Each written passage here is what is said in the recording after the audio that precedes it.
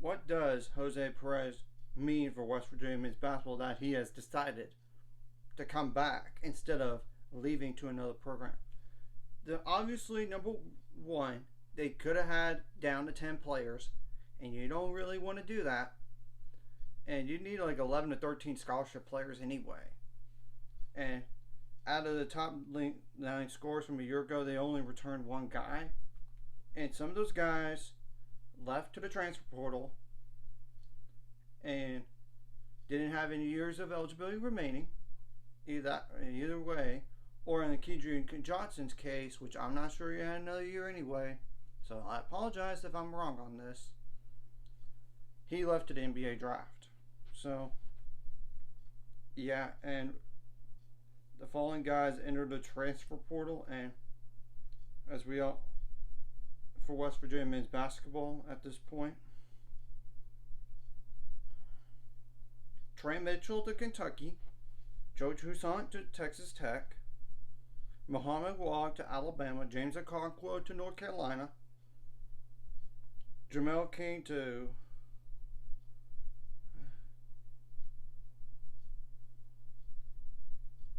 try to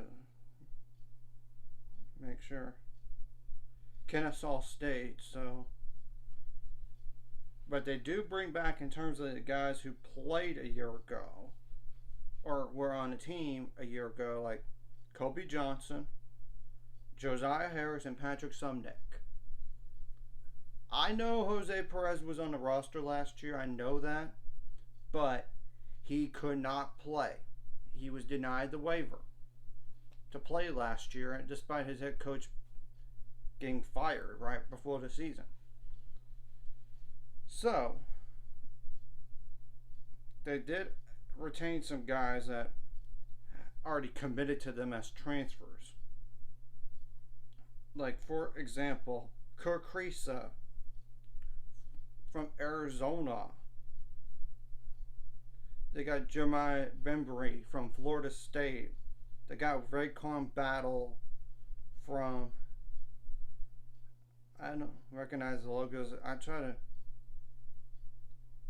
from Montana State. Jesse Edwards from Syracuse. And Quint Slansky, Slazinski,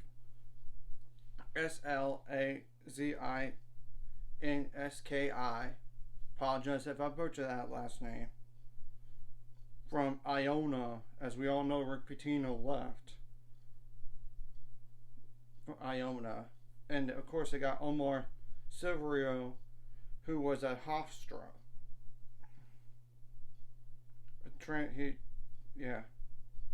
Actually not really Hofstra, but he went to Manhattan, but then he entered a transfer portal right after the coach got fired. So they were teammates for a little bit, him and Jose Perez. So in terms of what the roster looks like, and assuming these heights and weights are correct according to ESPN.com, like Seth Wilson is like 6'1", 215 pounds at guard. Kobe Johnson is 6'3" tall, 210 pounds at guard. Both those guys are juniors. Josiah Harris, 6'7", 210 pound forward as a sophomore. Jeremiah Bembry, 6'6", 185 pound guard. That's a freshman, but he redshirted last year at Florida State, so he has up to 4 years of eligibility remaining. Patrick Sumnick, a 6'8", 230 pound forward as a junior. So they got 3 juniors, 1 sophomore, 1 freshman. Technically a redshirt freshman, but the rest of the guys, seniors. Jose Perez, 6'5", 220 pound forward, which he could be a guard. Omar Silverio, 6'3", 200 pound guard as a senior. Kirk Krisa, 6'3", 190 pound guard as a senior. Rayquan Battle, 6'5", 190 pound guard as a senior.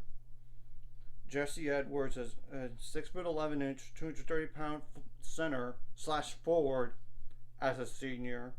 And Quinn Solansky, 6 foot 9 inch, 215 pound forward as a senior. So I know they added some guys, and they were good guys. Some of those, when you look at the stats, I know Jim Meyer didn't play any, so you know it definitely helps in terms of like guard depth. They have okay, like 1, 2, 3, 4, 5, 6 guards on the team.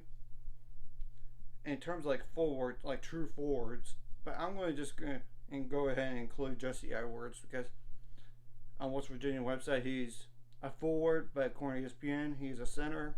Either way, a front court player. In terms of the front court, they have 1, 2, 3, 4, 5 forward. Front court players. Of course, we know what their conference slate is going to be in terms of home games, just at home, just away games, and just in home and away as well. So, and I don't really, and of course we don't know like the dates or the times for all that. Right now we don't. So, and that's going to be announced at a later date. And I also don't know all the non-conference games. And they did list some non-con games on there, which I'm going to go over some of those right now. Missouri State, Monmouth, Jacksonville State, SMU, either Virginia or Wisconsin. SMU is at the Fort Myers tip-off tournament, and they're going to either play Virginia or Wisconsin, so they're going to get battle tested with that one game for sure, whoever they play against. Bellarmine, St. John's, ironically, Quinn for West Virginia. That's his old coach. He was at Iona because Rick Pitino's now at St. John's.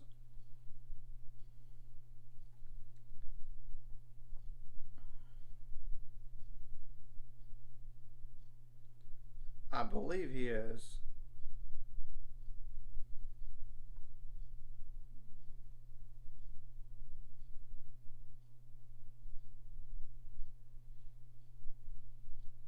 Yep, he's at St. John's. Yep. So that's an interesting matchup, and it's for the Big 12 Big East Challenge. Of course, you get to play Pitt, and all the like Missouri State, Monmouth, Jacksonville State. They were all at home, as well as Bellarmine and St. John's, and Pitt is at home, and they were an NCAA tournament team actually last year, as we all know.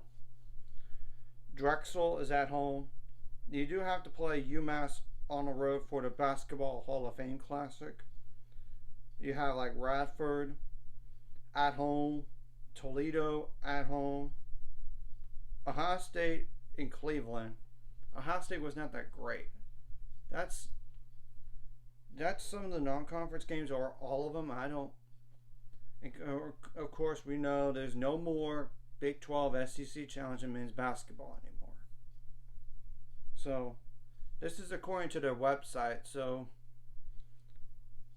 we'll know officially and all that down the line. And in terms of the Big 12, I don't know if they're gonna. They're not. I don't think they're gonna finish first. As we all know, Kansas is right there. And the top half of the Big 12 is going to be interesting, as we all. I think they're going to be good in the Big 12, but I'm not sure about great. At least average, at least. And I don't know what to think of like Cincinnati coming into the Big 12, BYU, UCF. I don't think the Tech's got a new head coach, as we all know, and Oklahoma, I don't think they're going to be that great this year, and I don't know what to make of Tech with the new head coach. Oklahoma State, it's a big year for Mike Borden. I'll just put it that way. They need something. So, Houston's already going to be tough. Tough enough as is. Same thing goes for Kansas. Baylor even. I know they lost some guys. But they also added some guys, and I expect Baylor's defense to be better than a year ago. Try to go through all the teams in the Big 12 here. Texas, they lost some guys, but they added some, and I know their guards are going to be smaller than a year ago, so you know. Who else?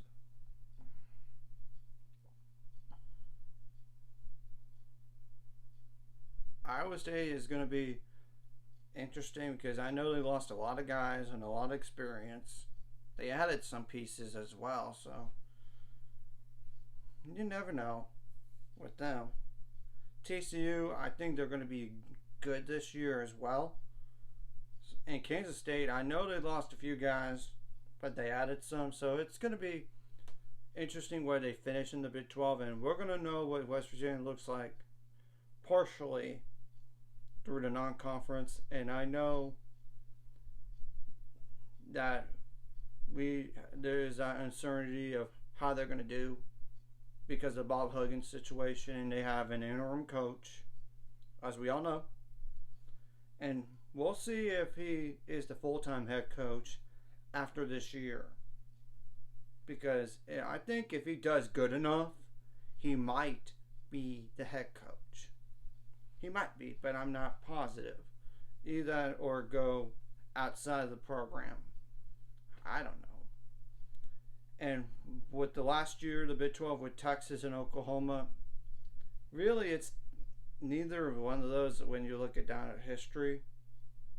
They've been like super fantastic recent. I mean, not really recently, but with the last decade, they've been good at times. Like Oklahoma has been good, like Final Four good in 2016. But then ever since, I think they're falling off a bit. But part of it's like their coach is gone.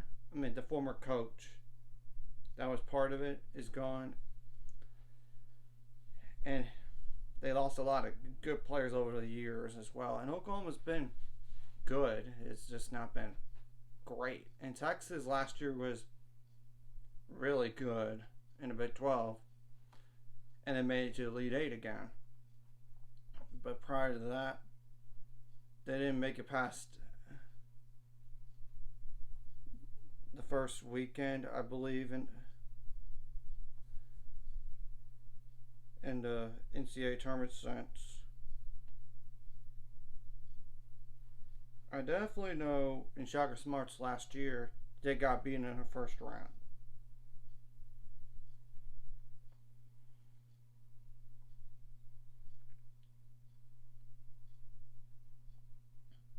And I think it's important if that head coach, the interim coach, is the head coach, or whoever the coach is, because we all know the Big 12 is going to still be tough in men's basketball anyway, because it's one of the best, if not the best, conference in the country.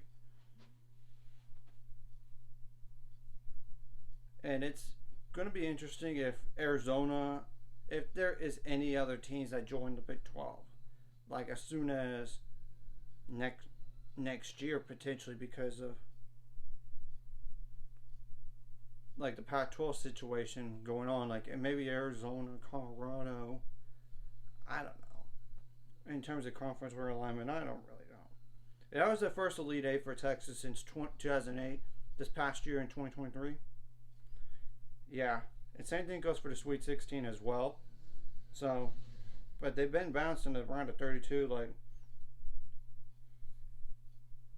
in 2022, under like Chris Beard's first year at Texas, and prior to that, like 2014. So they didn't win an NCAA tournament.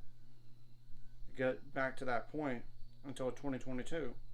So, and in terms of Big 12 titles, yes, they won the 2021 Big 12 tournament, but that was COVID, and then eventually they got beat the next game to Abilene Christian. But I still have to give them credit for winning the Big 12 tournament, though. But technically they played one game less than the opponent did, because Kansas at the time couldn't play. So, and Of course, they didn't make the NCAA tournament in 2019 as well, but you get what my point is about Texas and Oklahoma and all this, because Oklahoma men's basketball has not been super fantastic recently, and I know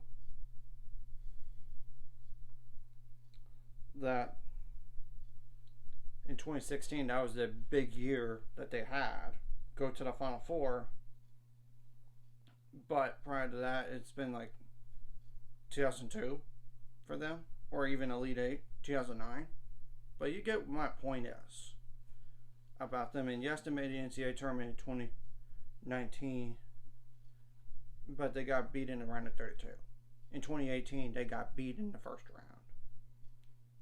I mean, but after that, they've been like, with West Virginia joining the conference and TCU joining the conference, it's like 2013, 2014, 2015, 2016. So literally 1, 2, 3, 4, 5, 6, 7, 8 NCAA tournament appearances since West Virginia and TCU joined the conference. So yeah, that's the thing about how that right there. And they haven't won the Big 12 in terms of like regular season wise since 05, and conference tournament wise since 2003. And both of those were under Kelvin Sampson, who's now the head coach at Houston. So, you know what I'm saying. And I apologize for this rant. Not really a rant, but just going into so much detail about this in terms of the history of the Big 12 for those two teams in particular.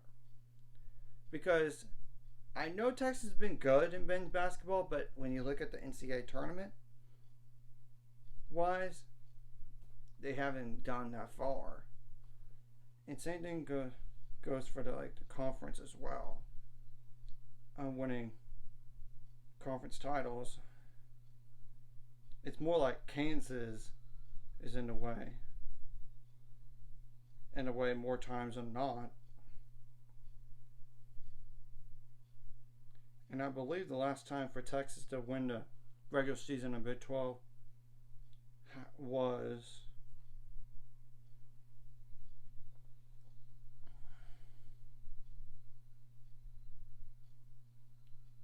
like back in 2008. So it's been a bit since they won the regular season title. And conference tournament title, yeah, they won in 2021 in this past year. They did. So, you know, you get what I'm saying with under the Big 12. And prior to that, 2006 in the regular season title in 1999. So, but, you know, there were some other good teams in the Big 12 at the time, besides Kansas, which I know Kansas was not great under. I mean, they were good under Roy Williams somewhat, but Bill Selva's taking them to a different level. So, anyways, if you like this content, hit like and subscribe, and see you guys later. 5 subscribers. We're on the road to it. Let's go.